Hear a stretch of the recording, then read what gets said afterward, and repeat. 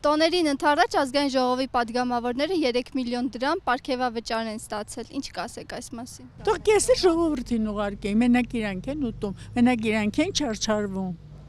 Այսօրվա վիճակով օրինակ ես աշխատանք չունեմ։ Թող գրող ուտեն падգամավորներ, ինչ պիտի ասեն։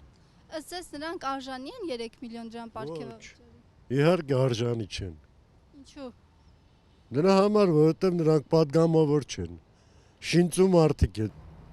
Կազմակերպված բանդիտիզմ։ Ըստ ձեզ նրանք արժանի չեն Իսկ ինչին պարգևավճարի։ են արժանի ես ձեզ։ Ինչին են արժանի, ինչով են արժանի, ինչ են արել։ Թոշակների հետ կապված վարչապետի ապուշ առաջարկներն են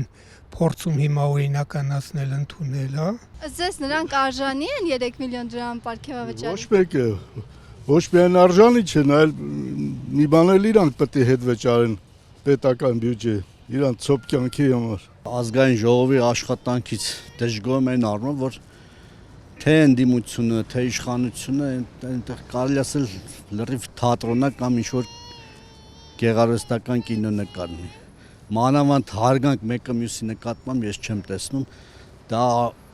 մեր ամբողջ ժողովրդի հանդեպ անհարգալից վերաբերմունք է կարծում եմ։ Նման խոսույթով ազգային ժողով հանդես գալը, իրար վիրավորելը ես չեմ ընդունում որպես քաղաքացի։ Ու հույսով եմ, որ ապագա ազգային ժողովը այլ ձևով կաշխատի եւ մեկը մյուսի նկատմամբ հարգանք ունենան։ Պատգամավոր են, խիչ ստանան, գործ են անում, աշխատանք են անում, ինչի համար չտան, կարծում դա տարին մի անգամ է լինում, ամեն օր չի լինում, այդ որ տալիս են պարգևավճար, ուրեմն իրանց գնահատել են աշխատանքը, որ տալիս են, ես գտնում եմ, որ ճիշտ է։ Օրինակ ինչ աշխատանք են արել այս տարվա ընթացքում։ Այս տարվա ընթացքում ամենակարևորը իմ աչքի տեսնելով, որ սա քաղաքը նորից սարքում են, հենց թեկուզ